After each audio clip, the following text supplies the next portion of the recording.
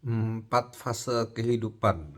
Jadi fase pertama dalam kehidupan adalah mimikri dari 0 sampai sekitar 20 tahun lah. Jadi mimikri adalah ya meniru gitu. Sebenarnya sedikit banyak, sebagian besar lah, lebih dari 50%, ini ngawur-ngawur aja, teori buat-buat sendiri. Hidup Anda ditentukan sejak lahir. Karena biasanya orang yang paling berpengaruh dalam hidup Anda adalah orang tua Anda. Dan secara kebiasaan, secara pola pikir, secara value akan mirip sekali dengan orang tua Anda. Contohnya, saya punya ya kerabat gitulah yang waktu masa kecilnya sempat bermasalah dengan mamanya. Jadi ketika menikah itu kayak setengah bersumpah aku akan jadi ibu yang tidak seperti mamaku. Terus saya ngeliat dia sama anaknya persis kayak ibunya dia dengan dia gitu. Jadi ngamuk-ngamuknya, cara marahnya, emosinya sama dia kayak hahaha lucu juga ya. Atau saya punya teman lucu juga gitu kan. Jadi dia cerai, Nana Ninu dia cerai. Adiknya pernikahannya bermasalah, adiknya pernikahannya bermasalah, tiga orang tuh. Loh kok bisa gitu? Papamu gimana, mamamu gimana? Dia cerita Nana Ninu. Saya ambil kesimpulan, oh iya memang kalau cara didiknya begitu emang sudah ditakdirkan buat keluarganya berantakan itu kalian bertiga gitu.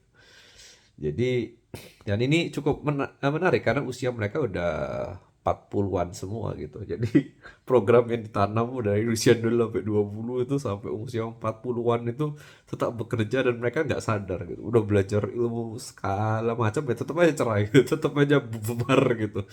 Jadi beruntunglah kalian yang punya saudara karena kalian bisa kurang lebih menebak yang mana yang dablek atau yang hebatnya itu dari orang tua kalian atau kalian temuin sendiri. Mungkin contoh di keluarga saya itu apa ya? Mungkin contohnya aja tiga-tiganya pelit, berarti ya itu turunan dari orang tua gitu loh. Contohnya, misalnya atau tiga-tiganya suka penampilan, ya maksudnya rapi, ganteng, itu juga dari orang tua. Kalau tiga-tiganya suka olahraga, karena saya tiga bersaudara, ya itu berarti dari orang tua. Kalau yang suka olahraga cuma adik saya sama kakak saya males, berarti itu hebatnya dia. Gitu-gitulah kalian nangkep ya. Kalau cuman saya yang rajin baca buku berarti itu hebatnya saya, tapi kalau kita bertiga rajin baca buku itu masalah pendidikan atau contoh sengaja atau tidak disengaja gitu. Gampang kan. Itulah fase pertama dalam hidup mimikri. Yang kedua adalah exploration kan. Jadi ketika kita mulai beranjak dewasa kita mulai ngelihat tunggu sebentar. Jadi sebagian besar, kalau tidak bisa dibilang semua, tidak ada orang yang punya pelajaran yang sempurna di rumah gitu. Diajarin jadi kaya, tapi mungkin jadi gendut gitu kan. Diajarin jadi kaya, bodinya bagus, tapi nggak punya teman. Jadi kaya, bodinya bagus, banyak teman, tapi apa tuh nggak ngerti caranya jalan-jalan gitu kan. Nggak ngerti caranya apa tuh hal-hal kecil lah. Nggak bisa apa tuh beli baju murah di mana atau buta teknologi atau apalah gitu. Jadi kita mesti belajar hal-hal kecil di luar rumah atau hal-hal besar juga di luar rumah, eksplorasi. Ternyata jadi kaya nggak mesti kayak mama caranya gitu loh. Ternyata jadi apa tuh? Ternyata mau kurus nggak mesti lari, bisa juga dengan fitness. Ternyata melatih kaki nggak bisa dengan nggak cuma cara dengan fitness, bisa juga dengan berkuda gitu kan. Jadi ada banyak lucu ya hidup ini gitu ya. Ya itu kan ada banyak cara kan. Jadi kita mulai bereksplorasi. Habis eksplorasi, kita tuh acceptance. Jadi ketika kita eksplorasi itu sebenarnya yang kita cari itu adalah mengeksplorasi bukan hanya kemungkinan, ide dan gagasan dan lain-lain ini bukan hanya possibilities. Sebenarnya yang kita cari dalam fase eksplorasi itu eksplorasi batas. Kita ini batasnya di mana? Ya ini which is sad ya, tapi biasanya orang sekitar umur 30-an itu sudah get the idea. Aku bisanya ini, aku nggak bisanya ini, aku bisanya ini, aku nggak bisanya ini. Which is it's a very sad part of life. Karena media itu suka membardir kita dengan message kalau you can be everything, yay. Tapi kalau kita realistis, you cannot be everything. Come on. Iya kan, kalau kamu atlet kan 0 sampai 20 tahun kan kamu latihan, dalam tanda kutip kamu banyak di akademi. Umur 20 sampai 30 kamu di lapangan iya kamu udah tahu lah kurang lebih batasmu di mana lah gitu. Apa kamu pemain kayak Jurgen Klopp gitu kan. Ya memang saya nggak bisa jadi pemain ini selamanya jadi pemain kelas level berapa itu. Jose Mourinho gitu kan. Begitu masuk akademi langsung keluar lagi itu emang nggak bisa gitu, emang nggak bakat aja. Ya itulah hidup gitu kan. Jadi ya saya juga mulai menerima batas-batas saya kayak ini bisa itu nggak bisa, ini bisa itu nggak bisa. Ya gitu-gitulah. Jadi acceptance. Dan ini penting karena kalau enggak ada aja orang yang nggak accept kemudian gagal sampai mati gitu kan. Ada banyak loh orang apa tuh kegagalan adalah kesuksesan yang tertunda terus rugi selama 30 tahun berturut-turut ujung-ujungnya bangkrut bunuh diri itu ada. Omnya teman saya gitu.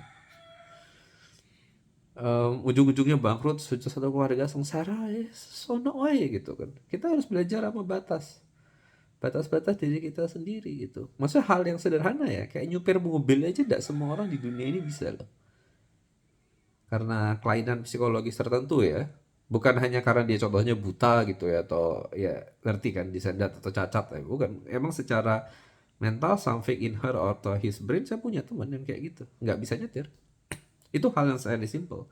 Jadi jangan bilang semua orang bisa lah kerja kantoran, atau semua orang bisa lah bisnis, atau semua orang bisa lah main saham. No, nggak semua orang bisa. Simply put, nggak semua orang bisa. Berkeluarga, nggak semua orang bisa. Punya anak, menjadi orang tua yang baik, nggak semua orang bisa. Jadi harus tahu diri lah.